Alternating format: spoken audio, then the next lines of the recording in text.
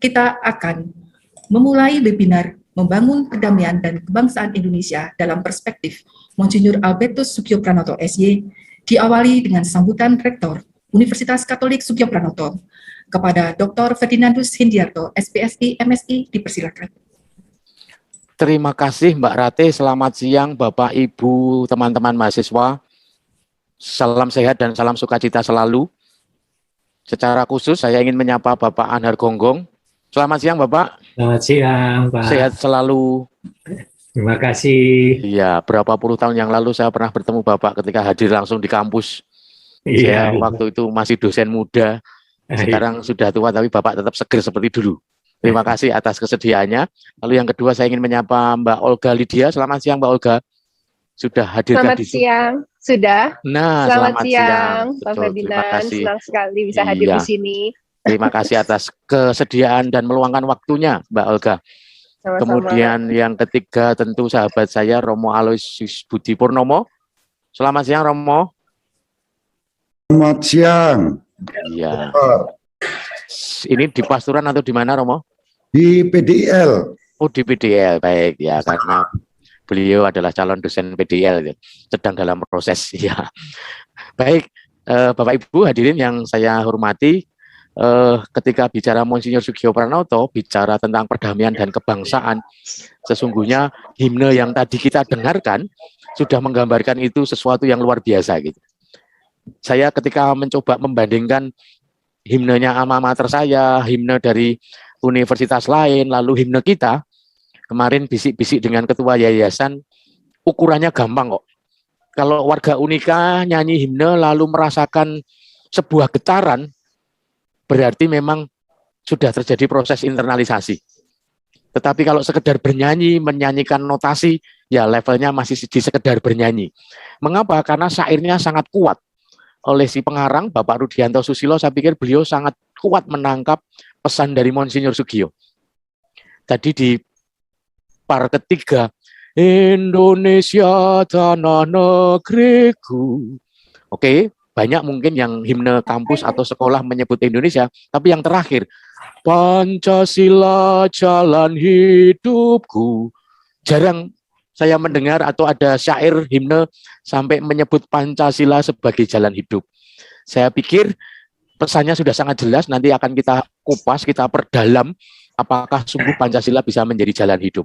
Yang kedua, akhir bulan lalu teman-teman The Sugio Pranoto Institute TSI mengadakan retret di Pandu Romo Budi Subanar, sama-sama sejarawan ya Pak Anhar Gonggong. Kebetulan Romo Budi banyak mengoleksi, meneliti, membaca teks dari Monsinyur Sugio. Iya. Kesimpulan saya dari retret dari retret 2 hari, kesimpulan saya sangat sederhana. Semakin kita membaca teks Monsinyur Sugio, semakin Indonesia kita. Luar biasa. Satu persatu kalau kita kupas, saya kebetulan belum banyak, mungkin hanya sekitar 12 naskah. Tetapi jujur saja, sangat mempengaruhi getaran jiwa saya ketika membaca naskah-naskah itu dalam banyak perspektif.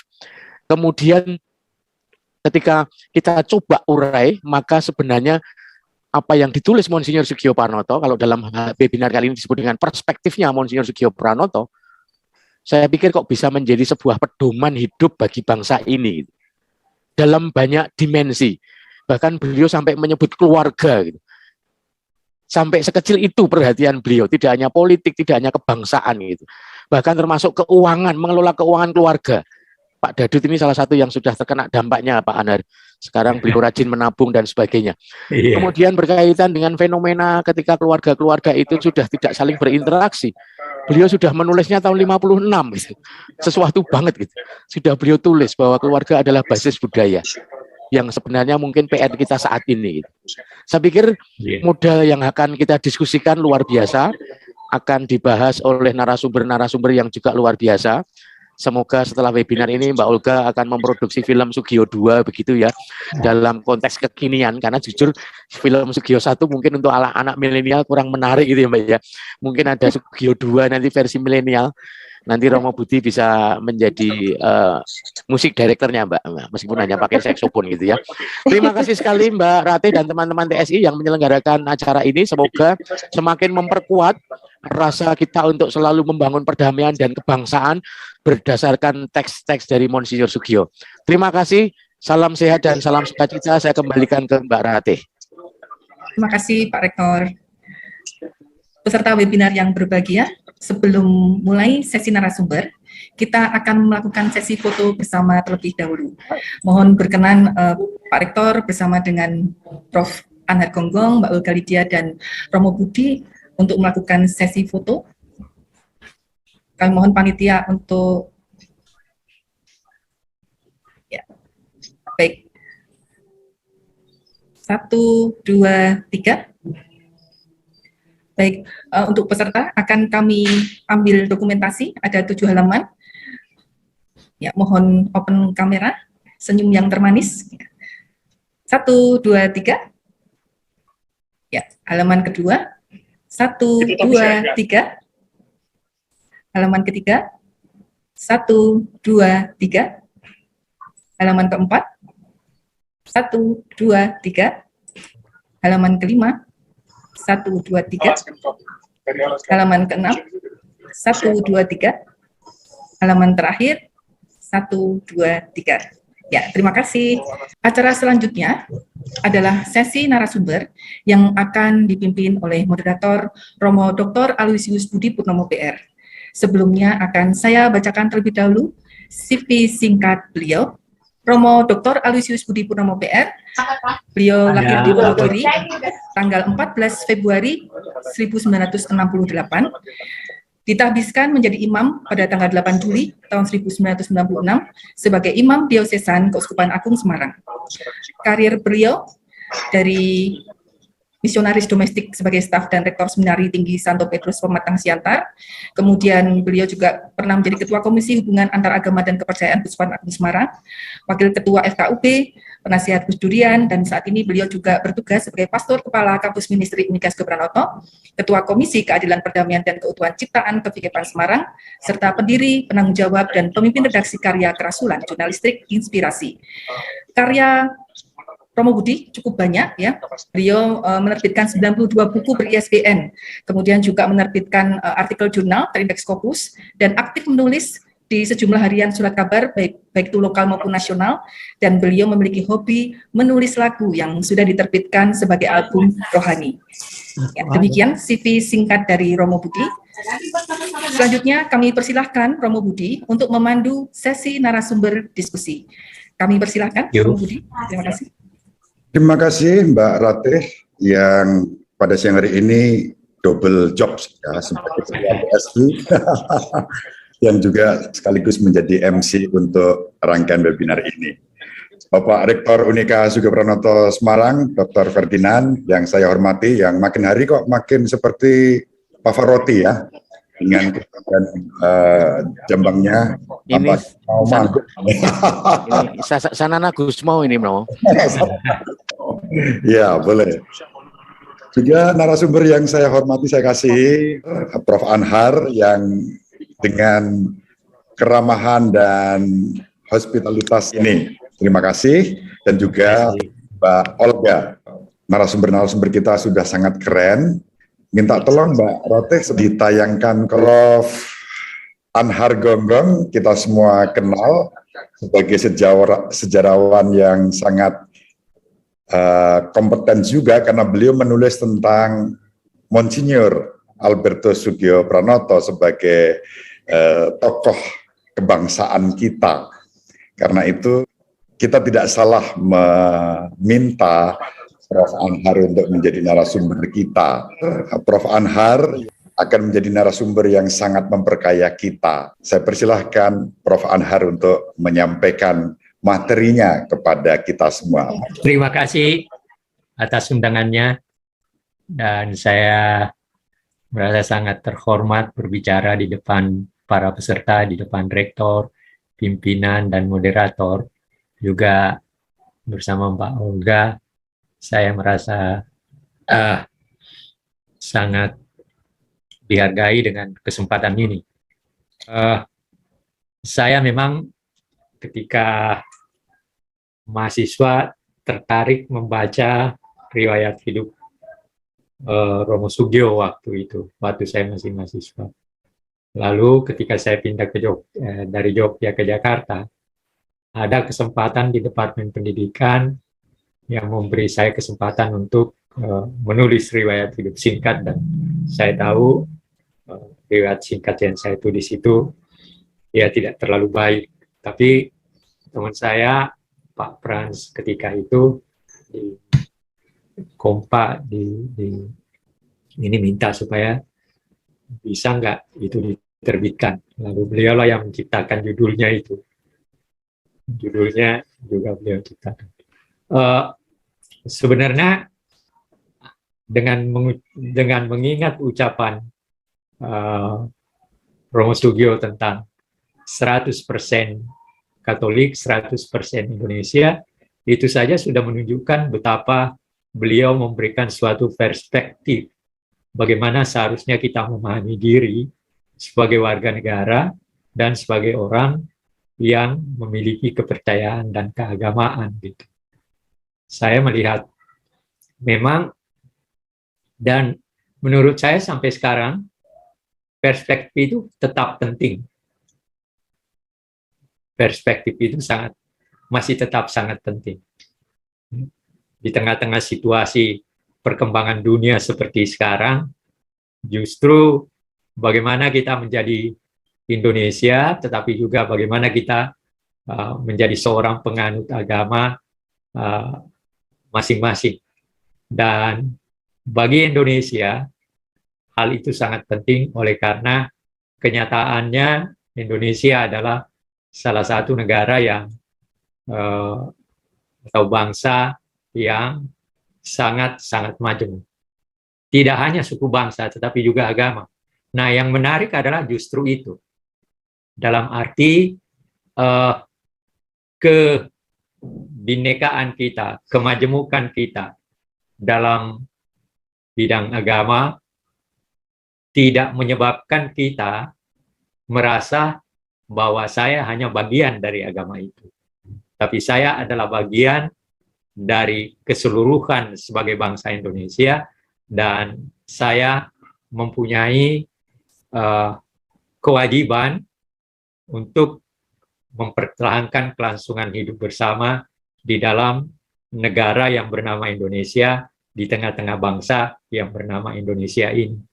Nah, inti perspektif dari Romo Sugio juga di situ. Dan kalau dari sisi dikaitkan dengan perdamaian, beliau juga mempunyai pemikiran yang sangat jauh ke depan, bagaimana seharusnya kehidupan bersama dibangun dengan satu pemikiran bahwa sebenarnya umat manusia itu tidak hanya tempat tinggalnya yang berbeda-beda, tetapi nilai kemanusiaannya adalah nilai yang semua kita memilikinya, dan seharusnya kita saling memberikan harga-harga sebagai manusia dengan nilai kemanusiaannya.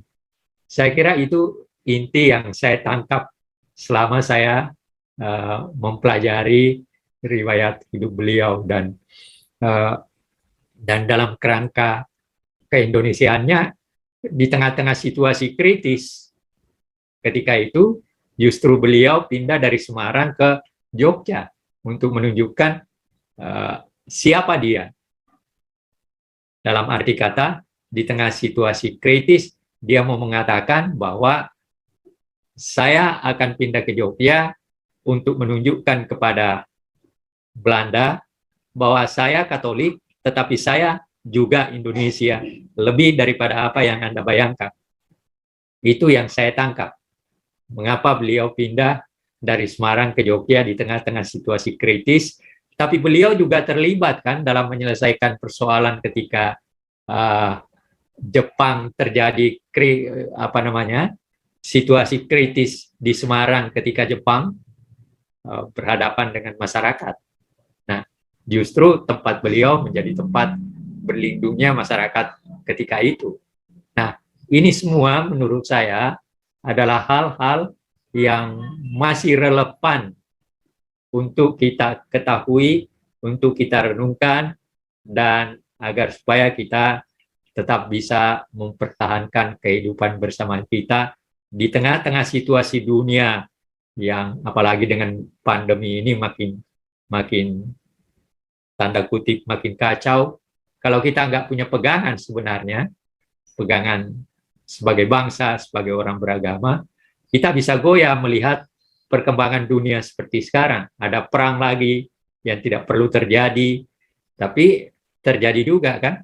Dan ini terjadinya terjadinya virus seperti ini, terjadinya perang Ukraina-Rusia, dan juga di Timur Tengah yang tidak pernah aman, Afghanistan yang tidak pernah aman, semuanya menurut saya memberikan perspektif Romo Sugio untuk kita gunakan melihat persoalan-persoalan yang sedang terjadi itu. Saya kira ini keterangan singkat saya, dan nanti kita diskusi lebih lanjut, moderator yang terhormat. Terima kasih. Oke, terima kasih Prof atas pengantar yang cukup menggigit ya, bahwa dalam konteks perdamaian dan kebangsaan, Monsinyur Albertus itu punya visi yang jauh ke depan ya. Bahkan visi itu dihidupi melalui aksi ya, bela rasanya kepada negara, kepada pemimpin yang tadi disebut sampai memindahkan ya keuskupan pusat pelayanan dari Semarang ke Jogja untuk berbela rasa dengan Bung Karno pada waktu itu sebagai presiden. Di tengah-tengah situasi perang ya, Prof ya, itu yang pasti tidak mudah. Baik, terima kasih untuk pengantar ini. Nanti kita masuk ke diskusi lebih lanjut. Para peserta mohon mencermati tadi yang disampaikan Prof Anhar, bisa nanti diperdalam, didiskusikan, dipertajam untuk kita semua. Berikut minta tolong Mbak Ratih ditayangkan kurikulum vitae Mbak Olga ini. Mbak Olga ini salah satu bintang yang pada waktu itu ikut di dalam film Romo Sugio ya, dan menghayati betapa pahitnya situasi perang, tapi setiap kali menyebut nama Monsinyur atau Romo Sugio itu ada damai, ada ketenangan di tengah-tengah desingan peluru, tembakan, gertakan ya. Kalau tidak keliru adegan Mbak Olga itu pas justru berhadapan dengan Jepang ya, situasinya seperti itu. Kita semua kenal Mbak Olga, ya. Oleh karena itu saya tidak perlu panjang lebar memperkenalkan beliau, langsung kita dengarkan sharing Mbak Olga, perspektif seorang seleb yang terlibat dalam film Romo Sugio tentang perdamaian yang dialami, yang dilihat, yang direfleksikan dalam perspektif Mbak Olga. Ini bukan Republik ya Mbak Olga ya. Iya. Republik Unika bersama Monsinyur Sugio dan TSI. Betul. Mbak Olga. Iya, Romo Budi, terima kasih. Sebetulnya waktu saya diundang oleh Romo Budi untuk hadir di acara ini, saya gemetar karena ada Prof Anhar di sini. Yang beliau sudah menulis banyak buku yang sangat lengkap mengenai Monsinyur Sugio Pranoto.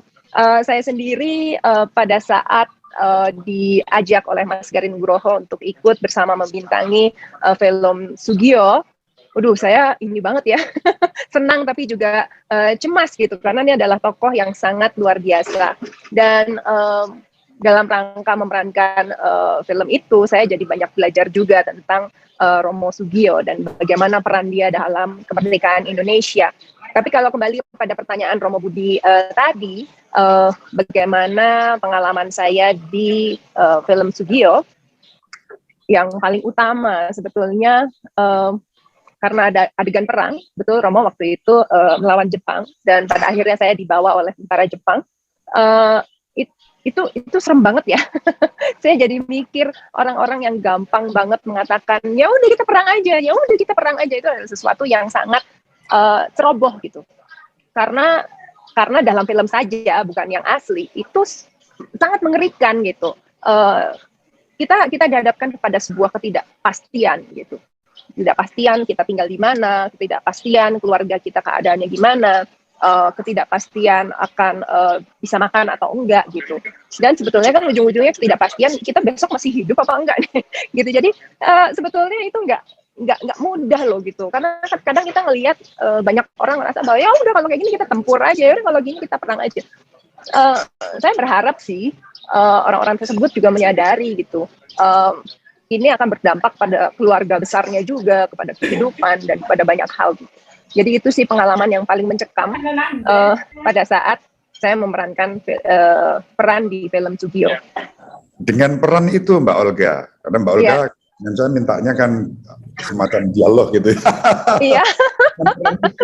Lalu kira-kira bagaimana menurut Mbak Olga perspektif Monsinyur terkait dengan perdamaian dan kebangsaan, terutama di dalam konteks Indonesia kekinian ya sekarang? Iya. Sebetulnya sebelum saya menjelaskan, saya juga banyak pertanyaan nih loh. Nanti bisa diajukan dalam diskusi dengan Prof. Hari. Baik. Misalnya pertanyaannya adalah, beliau ini lahir tahun 1896 dan 1940 sudah menjadi uskup. Umurnya baru 44 tahun. Menurut saya jadi uskup itu muda sekali umur segitu.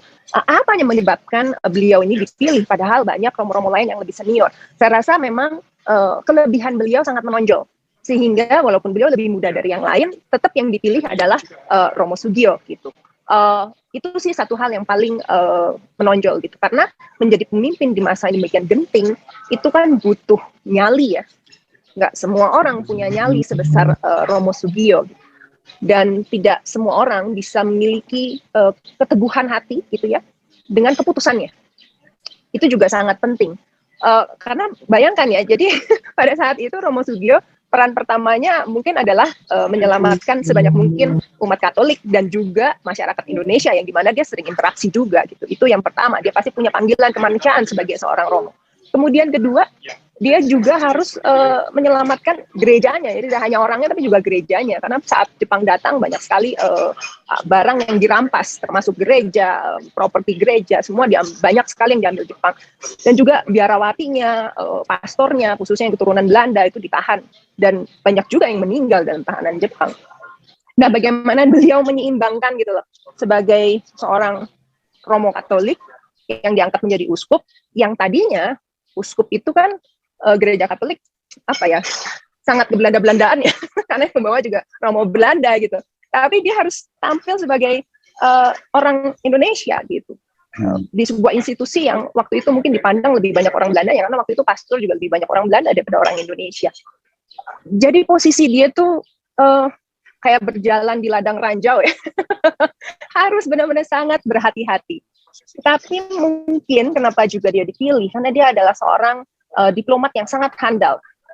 Bisa bicara kepada pemimpin Indonesia yang waktu itu kan juga masih belum tahu ya bagaimana menata Indonesia, bagaimana mendirikan sebuah negara yang baru. Nggak ada yang punya pengalaman mendirikan negara baru dari semua bapak bangsa kita itu. Jadi ya mereka juga ada meraba-rabanya juga, dan pastinya ada perselisihan. Dan di situ Romo Sugio bisa menjadi tokoh yang bikin adem juga gitu, dan punya keberanian. Salah satu yang menarik adalah setelah saya merankan film ini, saya jadi banyak ngobrol dengan Romo Banar waktu itu, yang mengatakan kedekatannya dengan keluarga Soekarno. Bahkan bahwa pada saat Soekarno dibuang ke Bangka, keluarganya, yaitu Ibu Fatmawati bersama Ibu Megawati yang kemudian menjadi Presiden Indonesia, itu sempat dilindungi oleh Romo Sugio. Itu kan butuh keberanian gitu, keberanian yang luar biasa gitu. Dan risiko yang sepertinya sudah dihitung oleh Romo Sugio Pranoto. Kira-kira itu sih Romo Budi yang paling menarik dan membuat saya malah memiliki banyak pertanyaan gitu. Kira-kira itu Romo Budi. Ya, oke, Mbak Olga. Jadi memang beliau pada waktu itu kan, mungkin nanti Prof. Anhar bisa memberikan perspektif historisnya ya, bahwa pada waktu itu sampai 40 nih, Keuskupan Agung Semarang dimulai, dibentuk, lalu ditunjuk Romo Alberto Sugio yang waktu itu berkarya di Bintaran sebagai uskup pribumi pertama di masa kolonialisme. Nah, ini sesuatu yang memang dalam retret yang lalu yang tadi disinggung oleh Pak Rektor, bahkan Romo Budi Subanar pun sebagai sejarawan yang juga Yesuit itu belum menemukan siapa ya kira-kira yang mengusulkan yang mengusulkan Romo Sugio ini jadi uskup pribumi pertama. Kita pada waktu itu berpikir kalau Londo kok ora mungkin gitu ya. Kira-kira enggak tahu, ini perspektif historis ya. Mungkin nanti Prof. Anhar punya angle yang bisa melihat secara historis kemungkinan-kemungkinan itu. Tetapi barangkali sebelum ke Prof. Anhar, Mbak Olga bisa menambahkan. Ini kan Mbak Olga ini kan juga masuk di generasi yang dikenal juga oleh milenial ya. Kira-kira kalau membawa pesan perdamaian kebangsaan Monsinyur Sugio dalam konteks generasi milenial sekarang ini, kemungkinan-kemungkinan yang bisa dibuat apa, Mbak Olga? Banyak sekali sih. Mungkin ada sebuah kutipan yang ingin saya bacakan di sini. Ini ada kutipan dari Romo Sugio Pranoto. Dia pernah mengatakan begini kira-kira. Jika kita merasa sebagai orang Kristen yang baik, kita semestinya juga menjadi seorang patriot yang baik. Karenanya, kita merasa bahwa kita 100% patriotik, sebab kita juga merasa 100% Katolik. Malahan, menurut perintah keempat dari 10 perintah Allah, sebagaimana tertulis dalam Katekismus, kita harus mengasihi gereja Katolik, dan dengan demikian juga mengasihi negara dengan segenap hati. Di situ sangat jelas gitu apa yang dia maksud dengan 100% Indonesia dan 100% Katolik gitu, bahwa untuk menjadi orang Katolik yang baik, kita tentunya juga harus menjadi warga negara yang baik dan menjalankan segala kewajiban kita kepada negara. Jadi itu adalah sebuah tagline kebangsaan yang beliau sampaikan kepada seluruh masyarakat, dan dia buktikan juga salah satunya adalah pada saat pemerintah Indonesia berpindah dari Jakarta ke Jogja, beliau dari Semarang juga pindah ke Jogja. Itu kan sebuah aksi politis untuk menyatakan bahwa saya bersama Republik gitu.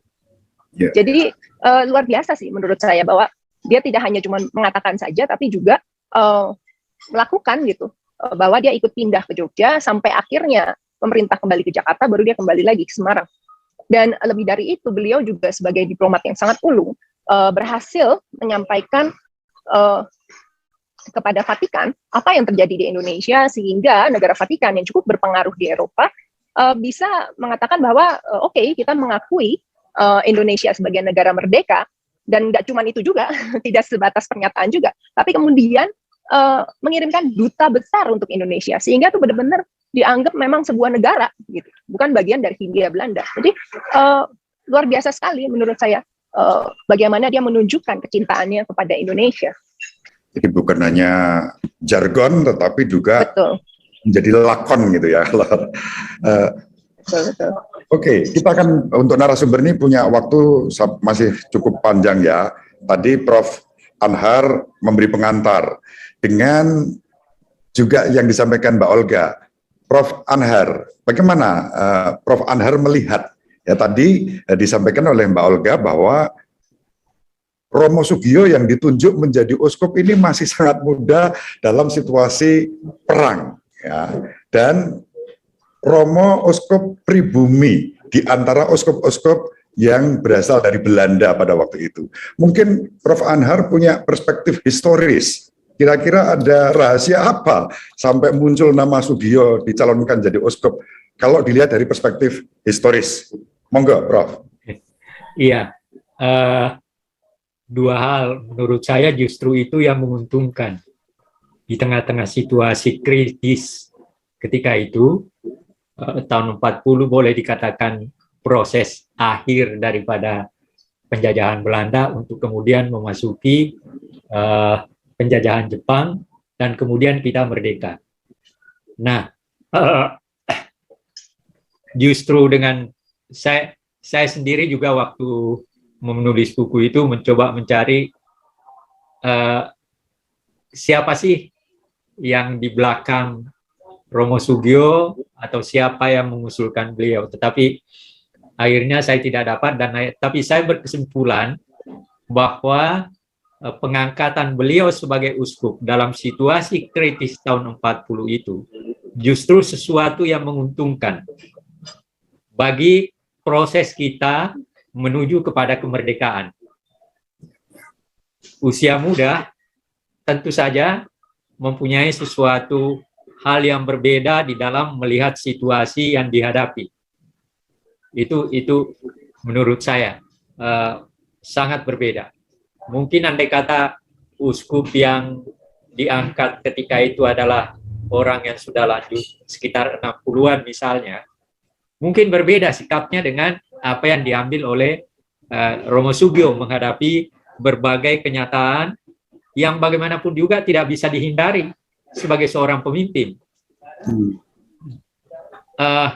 Mungkin justru menguntungkan bagi dia atau rakyat Indonesia karena tampil dia sebagai seorang pemimpin yang menampakkan dirinya, aku memang pemimpin Katolik, tapi kalian harus ingat bahwa saya juga bangsa Indonesia dan pemimpin Indonesia. Itu yang menurut saya sangat menguntungkan, dan dengan keadaan, dengan pemikiran seperti itu, maka kita melihat kan dia lewati semua persoalan itu dengan perspektif pemikirannya sendiri. Di tengah-tengah situasi kemungkinan orang lain akan mengatakan tidak, dia justru mengatakan iya. Ketika mengambil keputusan, sebagai satu contoh, mengambil keputusan untuk memindahkan keuskupannya dari Semarang ke Yogyakarta, itu saja suatu sinyal yang belum tentu semua orang, mungkin kalau bukan Romo Sugio dan mungkin bukan orang Indonesia pertama yang ditunjuk sebagai uskup, akan berbeda sikapnya.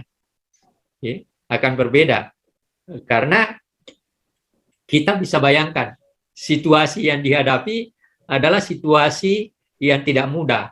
Dalam keadaan kritis, harus berhadapan setelah Belanda kalah, lalu kemudian diganti oleh Jepang dengan sikapnya seperti itu, dan seperti kita tahu di Semarang terjadi pertempuran 5 hari, dan peranan beliau cukup besar juga untuk menyelamatkan sebagian daripada masyarakat Semarang, sehingga di situ juga kita menunjukkan bagaimana beliau tidak hanya sebagai seorang uskup Katolik, tapi dia adalah pemimpin Indonesia di tengah cara dia mengambil satu keputusan untuk bagaimana berhadapan dengan krisis yang terjadi ketika itu. Lalu kemudian ketika kita sudah menyatakan kemerdekaan, lalu Belanda mau berusaha kembali, dia kembali lagi menunjukkan sikapnya yang berbeda. Dia tidak hanya menunjukkan, andai kata dia hanya menunjukkan dirinya hanya sebagai uskup dan pemimpin Katolik, dia bisa diam aja kan? Artinya dia tidak perlu bersikap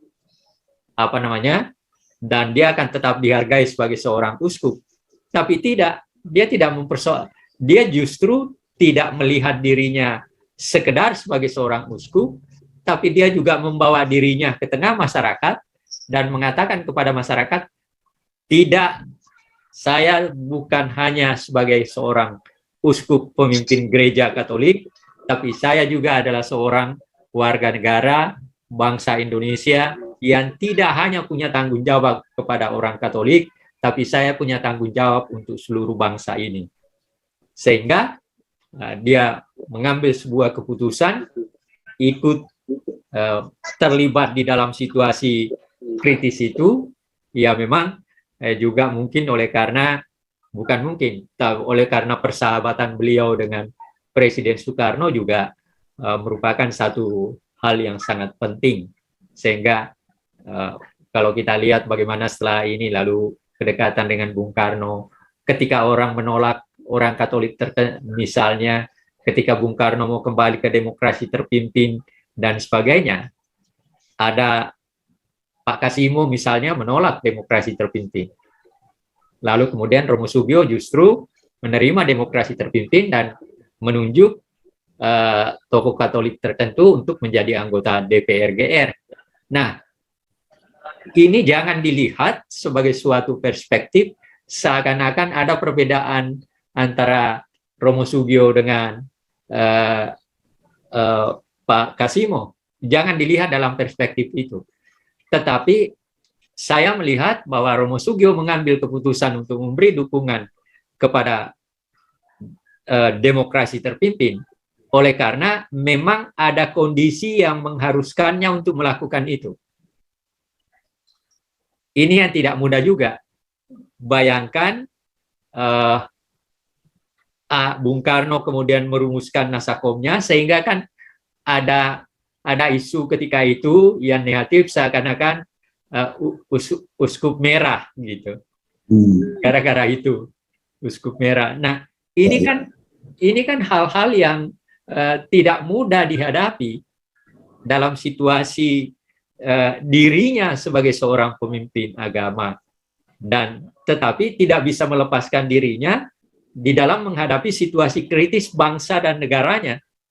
Kalau dia mau misalnya mau hanya sekedar sebagai pemimpin Katolik, ya dia duduk aja di kantornya, selesai, tidak akan ada yang ganggu kan, dan tidak ada orang yang akan mengatakan apaan masa cuma begitu. Tapi pada dirinya sendiri mengatakan, tidak, saya adalah bangsa Indonesia, saya adalah warga negara Indonesia, dan saya harus terlibat apapun juga di dalam situasi yang dihadapi oleh bangsa saya yang memang baru merdeka dan berjuang untuk merdeka, baru kemudian melanjutkan kemerdekaannya sampai mencari bentuk. Sebenarnya sampai sekarang kalau kita mau jujur, kita kan masih mencari demokrasi. Kita belum ketemu demokrasi. Demokrasi apa, walaupun kita sudah ada pemilihan macam-macam.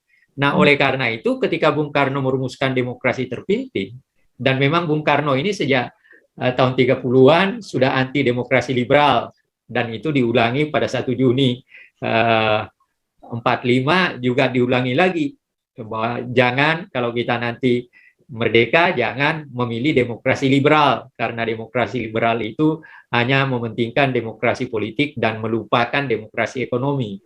Nah, maka dia rumuskan kembali demokrasi terpimpinnya seperti, dan itu melahirkan pertentangan keras. Orang pertama yang menolak demokrasi terpimpin dan konsepsi presiden itu Pak Kasimo sebagai ketua Partai Katolik. Tapi ketika diwujudkan menjadi sebuah demokrasi yang akan dijalankan, Pak Kasimo memang ketika itu sudah ini, lalu Romo Sugio mengambil peranan dan memberikan rekomendasi kepada tokoh Katolik tertentu untuk menjadi anggota DPR GR.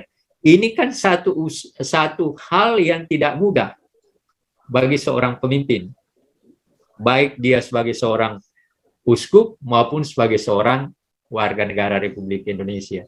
Saya kira itu yang saya lihat di dalam bagaimana perspektif beliau menghadapi berbagai situasi tantangan, dan dia bisa memberikan jawaban terhadap tantangan itu. Seperti itu, Romo Budi. Terima kasih. Menarik sekali, Prof. Jadi tadi ada ungkapan bahwa beliau disebut uskup merah gitu ya. Merah dalam arti konteks Nasakom pada waktu itu ya. Dan beliau memberikan jawaban begini, ya saya merah karena baju saya merah semua. Beliau kan merah ungu, sebagai uskup agung merah jingga gitu. Saya merah, ini yang saya pakai merah. Saya tidak menolak bahwa saya merah. Dan itu disampaikan itu. Jadi aspek patriotismenya yang begitu kuat. Tapi bahwa ada data sejarah antara Monsinyur dan Pak Kasimo berbeda pendapat dalam konteks demokrasi terpimpin, ini untuk saya sesuatu yang insight baru dari Prof. Anhar ya, yang sebelumnya nggak pernah saya dengar. Tapi di sana justru tampak bagaimana aspek-aspek bela rasa dan patriotisme seperti yang disebut Mbak Olga tadi, patriotik dan Katolik itu sungguh-sungguh menjadi komitmen beliau. Nah, satu hal lagi, Prof. Anhar, sebelum nanti kita ke Mbak Olga dan para peserta untuk menyampaikan pertanyaan dan respons. Dalam film Sugio itu kan ada kalimat ketika Jepang mau masuk merebut gereja, kemudian perkakas-perkakas, Monsinyur bilang, penggal kepalaku dulu, baru kalian boleh masuk. Ini sekadar imajinasi Mas Garin atau memang ada data historis sebagai fakta historis? Memang dia mengatakan itu. Dia mengatakan itu. Saya lupa namanya siapa pemimpin Jepang yang datang menemui dan mau memaksakan itu, dia katakan, saya sebagai seorang pemimpin di gereja di wilayah ini, ya kayak Sultan Hamengkubuwono ketika istana mau dimasuki kan, akhirnya ya tidak jadi. Begitu juga pada ketika Jepang mengatakan mau masuk dan mau memaksakan, ya silakan. Tapi Anda boleh masuk dulu, boleh masuk, tapi silakan ambil nyawa saya dulu. Ya. Tidak mudah untuk mengatakan itu kan. Ya. Dan itu sepanjang yang saya ketahui memang beliau juga menunjukkan sikap itu bahkan dengan ucapan, Anda tidak berhak memasuki ini karena wilayah saya dan saya yang punya tanggung jawab, tapi kalau Anda mau memaksakan memasuki wilayah ini, ya silahkan. Tapi silahkan ambil apa yang Anda mau pada diri saya. Kan itu tidak mudah untuk berkata seperti itu secara psikologi. Ya. Terutama kan karena taruhannya kan nyawa itu. Betul. Terutama Prof. Anhar karena Jepang itu terkenal kejam juga ya. Iya. Makanya itu yang sampai sekarang saya pikir pemikir justru di Olga tadi bicara tentang keberanian. Andai kata tidak orang muda seperti dia menjadi seorang uskup ketika itu, belum tentu dia akan berkata seperti itu. Tapi dia muda dan dia punya tanggung jawab, dia gabung antara kemudaan dan dengan itu menjadi sebuah keberanian berhadapan dengan kekejaman. Ya. Menarik, sangat menarik ini Prof, informasi ini, sehingga ketika nonton film itu tidak hanya wah ini imajinasinya Mas Garin terlalu berani, masa uskup bilang penggal dulu kepalaku gitu. Ternyata itu based on data ya, historisitasnya kuat sekali. Mbak Olga, kalau tadi kan Uskup Sugio itu mengatakan patriotik dan Katolik, itu memang sangat puitis. Dan saya membayangkan mengapa yang dipakai patriotik, karena konteks tadi berhadapan dengan kekejaman yang membutuhkan keberanian. Di samping juga barangkali nanti Prof. Anhar bisa meluruskan, barangkali karena masih dalam proses Indonesia ini belum ada. Kalau sekarang kan dikenalnya 100% Indonesia, 100% Katolik kan gitu. Tapi aslinya kan patriotik dan Katolik. Puitis tapi juga sangat herois gitu ya. Bagaimana menurut Mbak Olga dan nanti Prof. Anhar? Silakan Mbak Olga. Iya, itu menarik sih, karena pada saat dia mengatakan itu, sebetulnya Indonesia belum terbentuk dan nggak ada yang tahu sebetulnya ini kedepannya akan gimana. Karena situasinya nggak pasti banget. Beliau menjadi uskup, Jepang sudah mulai menyerang dari utara, masuk Cina, turun ke bawah lagi sampai ke Indonesia gitu. Kemudian Belanda tadinya di bawah kekuasaan Belanda, akhirnya kekuasaan Jepang. Kemudian Belanda yang mau balik lagi. Jadi kayaknya situasinya dalam tahun ke tahun tuh berubah dengan sangat cepat gitu. Akhirnya beliau mengatakan patriotik. Patriotik itu lebih kepada cinta kepada tanah air yang kita pijak, yang kita tinggali sebagai tanah yang kita perlu perjuangkan. Dan yang menarik lagi, Romo Sugio kan tidak pernah pegang senjata. Jadi beliau ini menjadi patriotik itu bukan berarti harus bunuh-bunuh orang gitu, tapi menjadi patriotik juga merupakan sikap, diawali dengan sikap yang kuat gitu, tekad yang kuat, sikap yang kuat untuk membela Indonesia, untuk membela tanah air dengan cara apapun, diplomasi, menyelamatkan nyawa saudara sebangsa dan setanah air gitu ya. Bahkan kalau kembali kepada kisah menyembunyikan Ibu Fatmawati dan Megawati, itu beliau benar-benar menjadi pelindung, sehingga pada saat beliau wafat dan dibawa ke Indonesia, jenazahnya Ibu Fatmawati tidak mau berpisah dengan peti itu dan sangat bersedih karena sudah menganggap Romo Sugio sebagai ayahnya sendiri. Jadi betapa beliau ini sosok yang sangat mengayomi gitu, sangat melindungi siapa aja, tidak hanya orang Katolik tapi sebagai sesama orang Indonesia. Iya, ini poin penting menurut saya yang disampaikan Mbak Olga ini untuk nanti kita dalami betapa dalam konteks perdamaian dan kebangsaan, Monsinyur tidak pernah membeda-bedakan, tapi ya mengayomi ya. Dalam konteks sekarang ini menjadi tantangan ya, dibutuhkan pemimpin-pemimpin yang tidak diskriminatif, tapi bisa mengayomi semua sampai yang diayomi itu betul-betul mengalami sesuatu ya, sosok seorang ibu negara ya pada waktu itu ya, yang pengalaman yang seperti itu. Oke. Nah, sebelum nanti masuk ke Mbak Ratih untuk membacakan, menyampaikan pertanyaan-pertanyaan dari para peserta yang sudah ditampung di sistem panitia.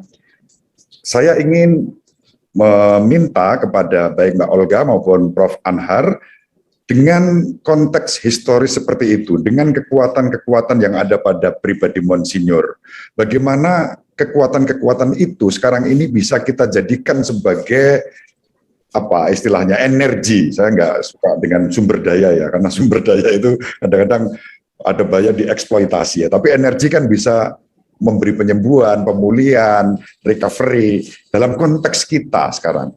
Energi untuk membangun perdamaian dan kebangsaan kita sekarang dan ke depan, apalagi sebentar lagi tahun politik nih.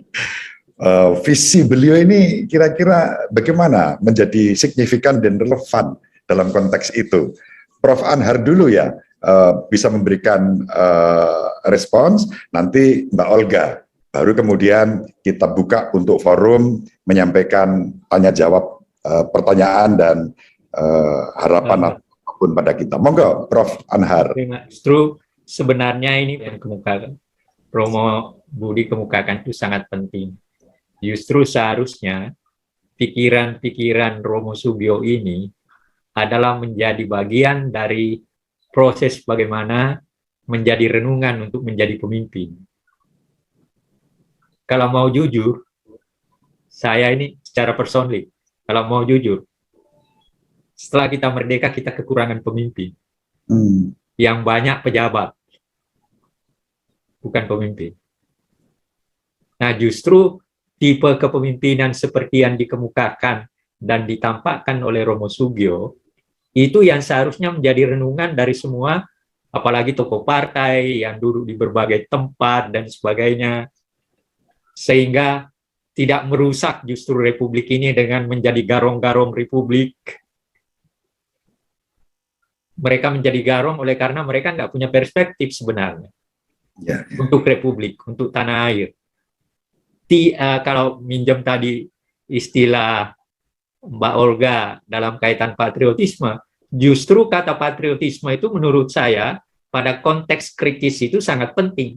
Justru penggunaan istilah patriotis itu sangat penting, dan justru ini yang sekarang tidak dipahami sebagian besar, bukan hanya anak muda, tetapi justru pemimpin yang mengaku pemimpin partai, yang mengaku duduk di berbagai lembaga, dan akhirnya apa yang terjadi? Dia menjadi garong republik, makan duit rakyat.